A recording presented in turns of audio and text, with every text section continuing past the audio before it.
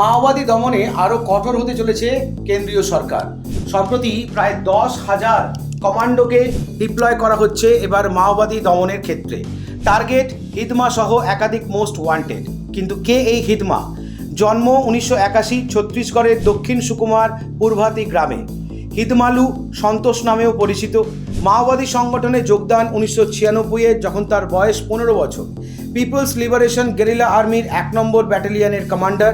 2004 থেকে 24-এর মধ্যে প্রায় 27টি নাশকতার নেতৃত্ব দিয়েছে ইনি। মাওবাদীদের 21 সদস্যের সেন্ট্রাল কমিটির ইতিহাসে কনিষ্ঠতম সদস্য এই হিদমা। সংগঠনে যোগ দেওয়ার পরে শীর্ষ মাওবাদী কমান্ডার চোলাপতির ভাবশিষ্য হয়ে ওঠে হিদমা।